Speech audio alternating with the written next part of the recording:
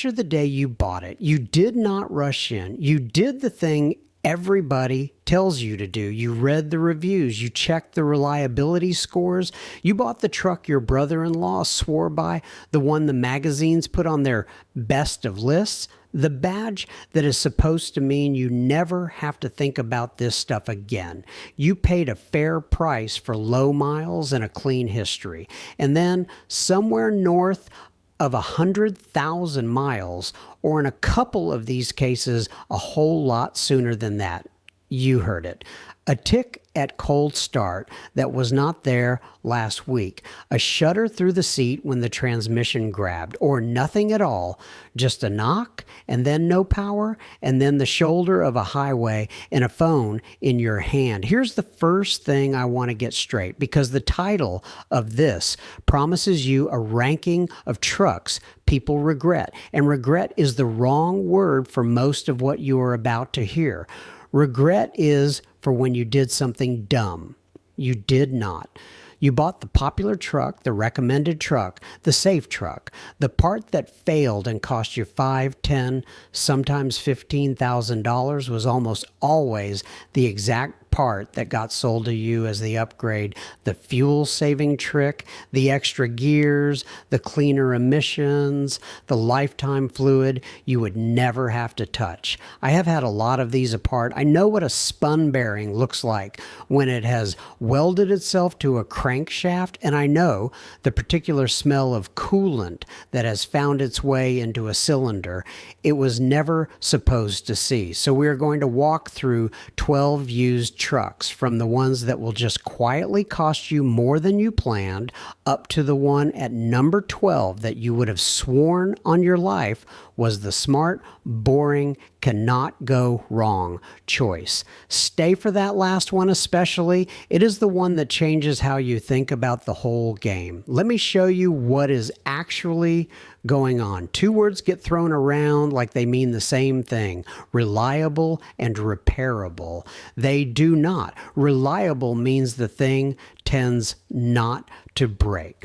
Repairable means that when it does break, and everything breaks eventually, you or a normal shop can fix it without taking out a second mortgage. For about 40 years, the two went together because trucks were simple and overbuilt, and a mechanic could keep one alive with hand tools and a few swear words. Then the two came apart. And almost every truck on this list is a story about the same trade.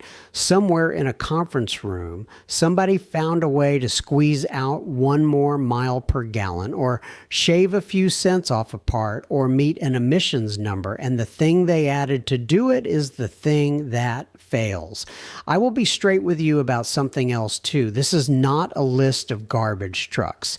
Several of these have model years that are genuinely fine, and I will tell you which ones, because the goal here is not to scare you off a whole badge. It is to hand you the specific engine and gearbox and model year combinations that carry a known, documented, expensive time bomb. So you can walk onto a lot and know exactly what you are looking at. So let us count them down from bad to catastrophic. Number one, and we start soft because this one will not strand you on the interstate. It will just quietly bleed money from the day you sign for it. The Nissan Titan, and especially the heavy-duty Titan XD with the Cummins 5-liter V8 diesel, has the worst resale value of any full-size truck sold in America. A regular Titan holds somewhere around 3/4 of its value after 5 years, which sounds fine until you look at the XD, which sheds roughly 2/3 of its price in that same window. Here is why. Nissan never sold many of them. In 2023, they moved about 15,000 Titans total, which is a rounding error next to the F-150. And after 2024, they killed the truck off entirely. So now every Titan on the lot is an orphan. The parts shelf is thin, the aftermarket barely bothered, and buyers compare it head-to-head against a used F-150 or Silverado and pay less for it because they can.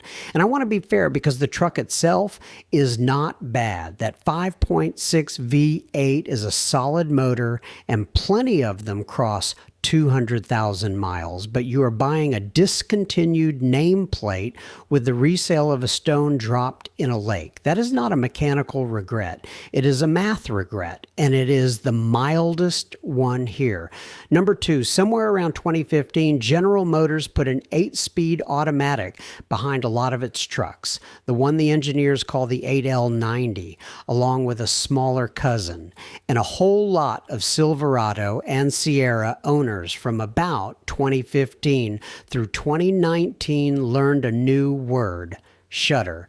You would be cruising, the torque converter clutch would try to lock up, and the whole truck would shake like you had hit a cattle guard or drop a gear so hard when you lifted off the throttle that owners describe it over and over as feeling like they got rear-ended. The dealer first move is a transmission flush, $500-$600, and for a lot of trucks it works for about 1,500 miles, and then the shudder comes right back because the flush treats a symptom. The real trouble lives in the fluid and the valve body and eventually the torque converter itself. And when one of these finally lets go, you are looking at a replacement. And now that the units are getting scarce, that bill runs north of $8,000. There is a class action grinding through the courts over roughly 800,000 of these, and GM spent years telling owners the shake is normal. It is not. Remember the flush that does not fix anything. We're going to come back to it. Number three, and it is the other half of the same story, because that 8-speed has a 10-speed relative that Ford and GM developed together. And Ford version, the one they call the 10R80, has generated its own pile of lawsuits. This is the 10-speed automatic in the F-150 from about 2017 to 2020 and beyond. Harsh, erratic shifts, a hard clunk from park into drive, lunging, hesitation, and in the worst reports, a sudden loss of power pulling into traffic, which is a genuinely dangerous way for a gearbox to behave. Ford answer for years was a service bulletin calling the harsh shifting normal, same script as GM. There is a class action. The lead case has survived. Ford attempts to kill it as recently as this year, and there is a federal investigation looking at as many as 1.3 million trucks over unexpected downshifting. And here's the part that stings. When one of these needs a rebuilt transmission out of warranty, owners are getting quoted $9,000, $10,000, even $12,000 on a truck they bought partly because it was supposed to be tough.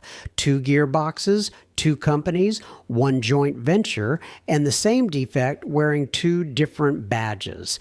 Number 4, back to Chevrolet, and this time the engine. The 5.3 V8 is one of the most common motors in America, which means the used lot is full of them, and 2 separate problems ride along with certain years.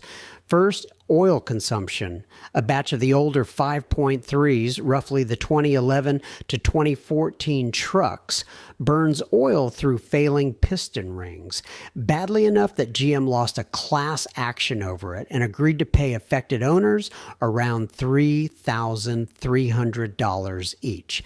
Second and worse is the cylinder deactivation system, the trick, where the engine shuts off 4 cylinders to save fuel. They call it active fuel management. On a lot of these, most often around 120,000 miles, a lifter for one of those deactivating cylinders collapses, and when it goes, it can chew up the camshaft, and now you are into a $3,000 to $5,000 top-end job for the sin of the truck, trying to save you a little gas.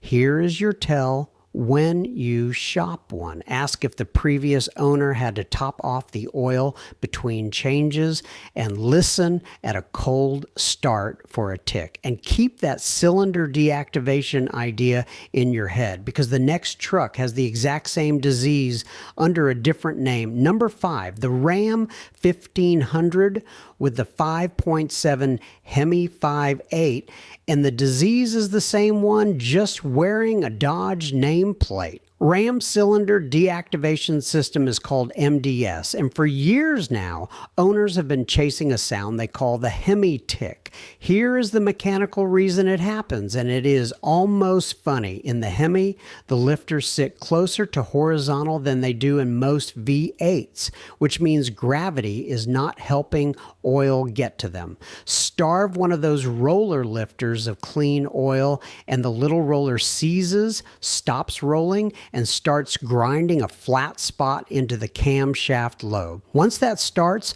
metal shavings circulate through the whole engine, and you are looking at a cam and lifter job that runs $4,000 to $6,000, or a whole new motor if the debris got everywhere first. There is a class action over it, and the ugly part is how many owners did nothing wrong, changed the oil on schedule, babied the truck, and still heard the tick around 100,000 miles. If a good V8 should cruise past 200,000, and it should, a valve train that eats itself at half, that is a design that got sold to you as a feature. Number 6, and we go back in time because there are a lot of these still out there cheap, and they look like a bargain right up until they are not. The Ford 5.4 Triton V8, the 3-valve version in F-150s from 2004 to 2010. Two famous problems, both baked into the design. The first is the cam phasers, the little oil pressure driven gears that adjust the valve timing. Let the oil get dirty or the pressure drop, and they wear and start slapping, and the engine cold starts sounding exactly like an old diesel. Mechanics call it the death rattle, and if you ignore it long enough, a phaser can let go and take valves and a piston with it. The second problem is even dumber.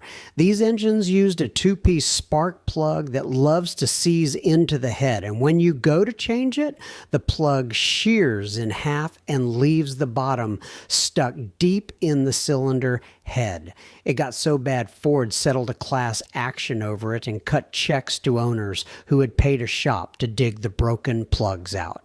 Now the honest part, because I promised you the good years, the late 2009 and 2010 trucks fixed the worst of the plug problem, and a well-maintained one on clean oil can run a long time. The early ones, 2004 through 2006, are the ones to walk past. Number 7, the Ram 1500 EcoDiesel, the 3-liter V6 turbo diesel, mainly the first generation trucks from 2014 to 2016. On paper, it is the dream. A half-ton that tows a lot and sips fuel. In the driveway, it is a stack of recalls. The exhaust gas cooler cracks, and Ram had to recall more than 100,000 of these because a cracked cooler could leak coolant and, in a handful of cases, start an engine fire. The oil cooler fails, mixes oil and coolant together, and that one drew its own class action and an extended warranty. The high-pressure fuel pump on a big batch of these got recalled because it can grind itself apart. And underneath all of that, the bottom end, the rod and main bearings has failed on some of these well before 100,000 miles. The truck advertises a towing number. It genuinely does not enjoy hitting because the heat from real work is exactly what pushes those coolers over the edge. The later trucks got better, but a cheap first generation EcoDiesel with a tow hitch and no service records is one of the fastest ways I know to turn a fuel economy story into a money pit. Number 8, and now we get into the trucks that do not just cost you, they grenade.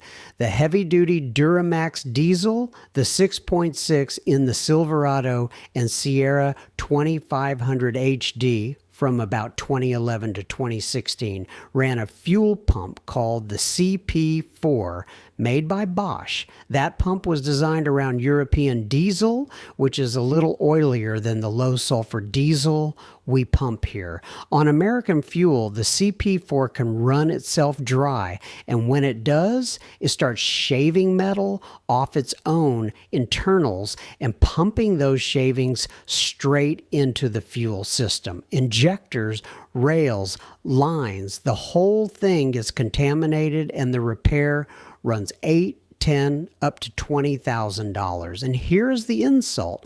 The factory fix is to install another CP4. So unless you add a protection system, you have got the same time bomb reset back to 0.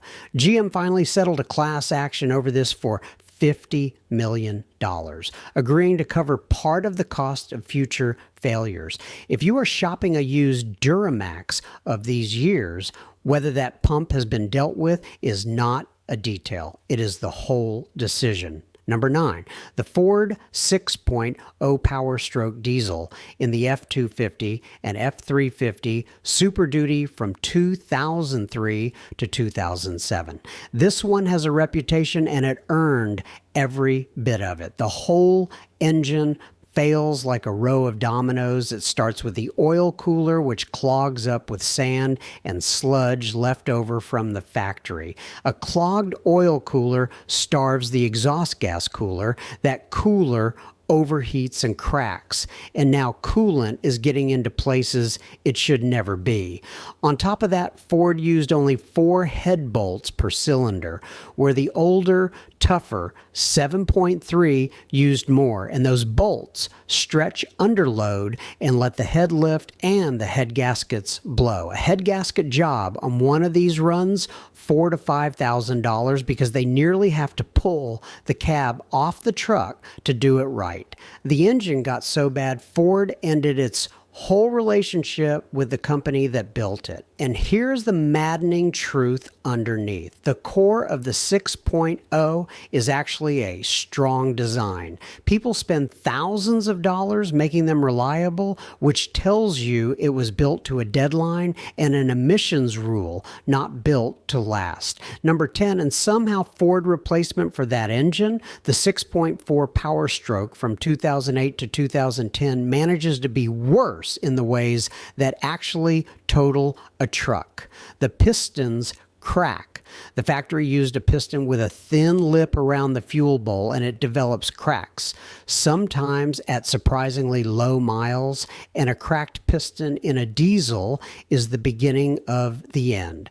The radiator plastic end tanks separate and leak, a problem Ford never really solved across the whole production run. And the emissions system, this was the first Power Stroke with a soot filter in the exhaust, dumps raw fuel into the engine during its cleaning cycle, which thins out the oil until you drain the pan and find a gallon more liquid than you put in. Diesel guys have a name for this engine. They call it 150,000 mile throwaway. It holds 15 quarts of oil, and it will still find a way to destroy itself. The 7.3 before it is a legend, and the 6.7 after, it is genuinely good. This one, caught in the middle, is the one to avoid, and its resale tells you the whole market already knows. Number 11, and now we are right up to date, because this is not some old truck with a long known history. This is a truck people bought brand new 3 years ago.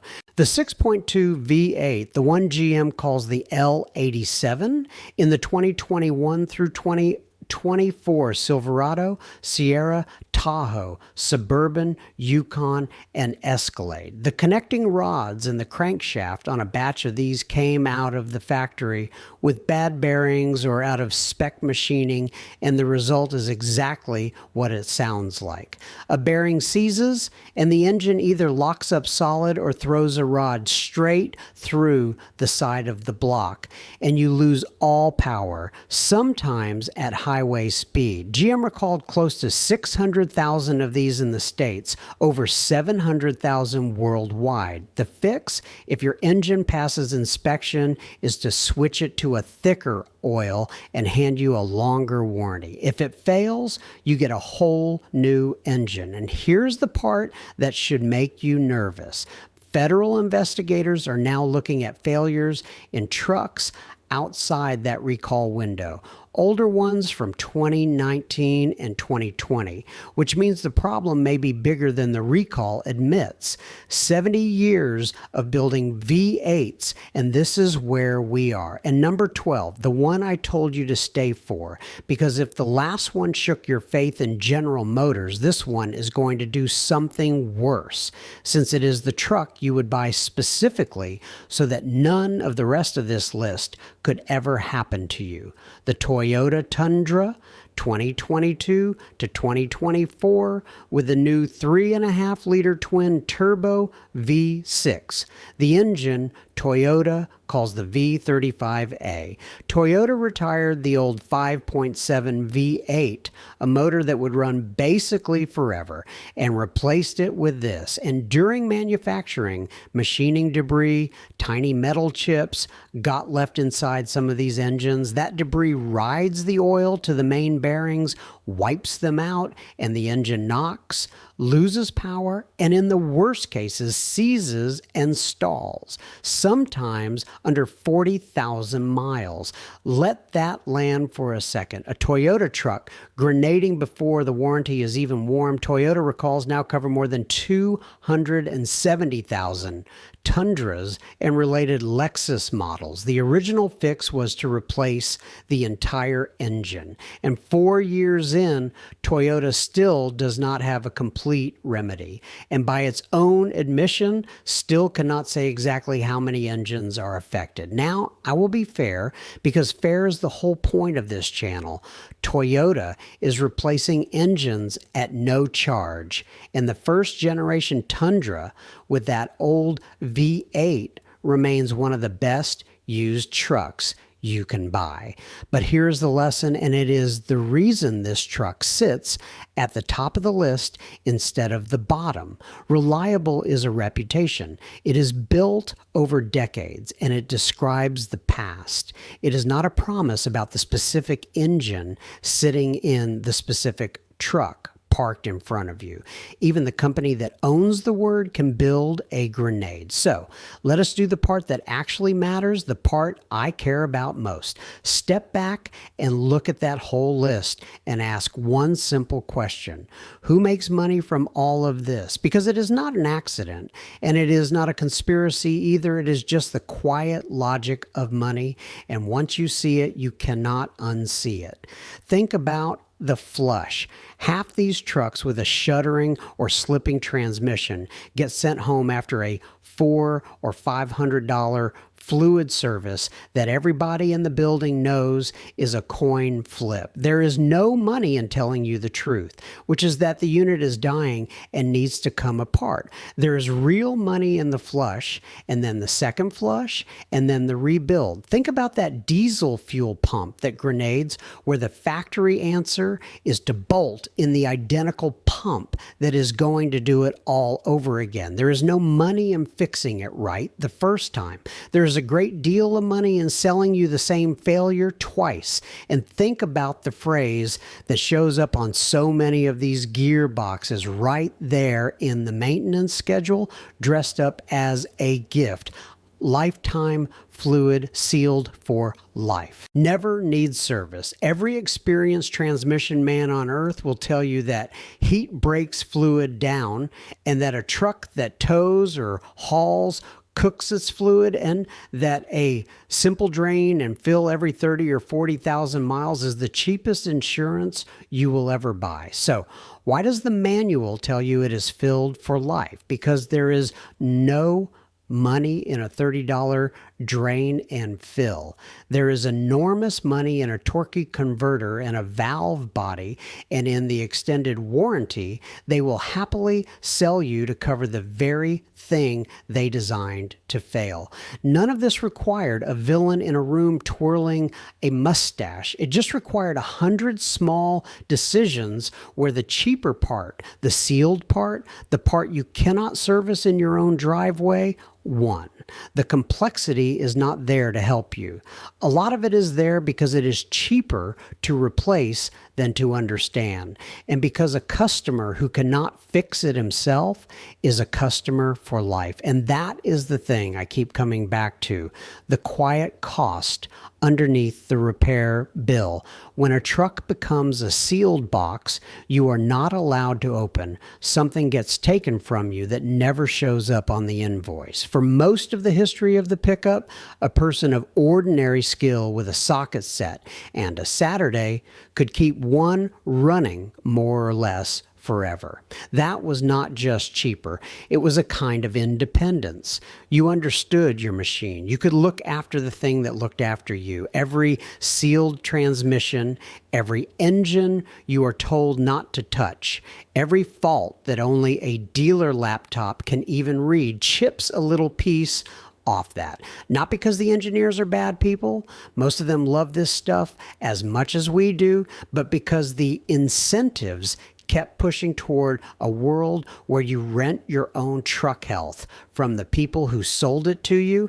I'm not telling you to go buy a carburetor and live in the past. I am telling you that repairable is a value, not a bit of nostalgia, and that when you shop for one of these, you should weigh it like it matters, because it does. So here's what I actually want you to walk away with, laid out plain, so you never have to be the person standing on the shoulder of the road. First, match the engine and the gearbox to the Goodyears, not just the badge. A 5.4 Triton from 2010 is a different animal from an early one. A later EcoDiesel is a different truck from a first generation one. The badge on the tailgate tells you almost nothing. The specific combination under the hood tells you everything. Second, do the cold start listen every single time. Show up when the truck has been sitting overnight and start it yourself before it is warm. A cam phaser, rattle, a Hemi tick, a lifter knock, they all show up loudest in that first cold minute. And a seller who insists on warming it up before you get there is telling you something. Third, scan it or pay someone to.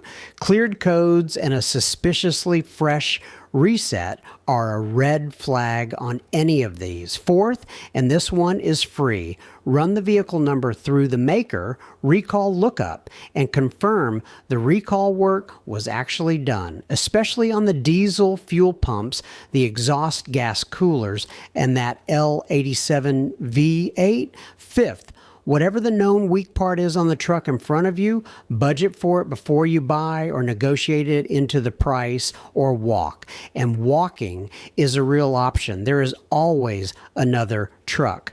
Do that and picture where it puts you. You are standing on a lot. The salesman fires up a used half-ton, and instead of nodding along, you tilt your head, listen through that first cold start, and you either hear it or you do not. You know which years to trust and which ones to leave. You stop being the person these problems happen to, and you become the person who saw it coming. That is the whole point. Now I want to hear from you, because the comments on these are the best part, and I read every single one.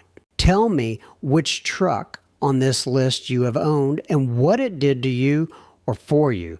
Tell me the year and the engine and where you are, because a truck life in the salt of the Rust Belt is a different story from one that spent its years dry out west.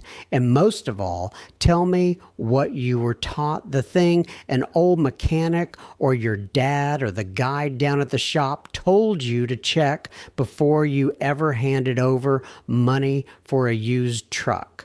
That kind of hard-won knowledge is exactly what keeps somebody else off the side of the road, and this is the place to pass it down. If you want to catch the next one, subscribe, because it ties directly into the ugliest thread running through this whole list. Next time, we are taking apart those two little words that quietly cost more people more money than almost anything else in here. Lifetime transmission fluid. Filled for life. I'm going to show you where that phrase came from, what actually happens to that fluid the moment you tow with it, and why the cheapest $30 service in the world got quietly rebranded as something you are not supposed to do. It is the purest example of planned obsolescence, I know, hiding in plain sight in your owner manual. Until then, do me one favor. Go start your truck cold tomorrow morning and actually listen to it. It has been trying to tell you things for a while now. Most of us just never learned how to hear them.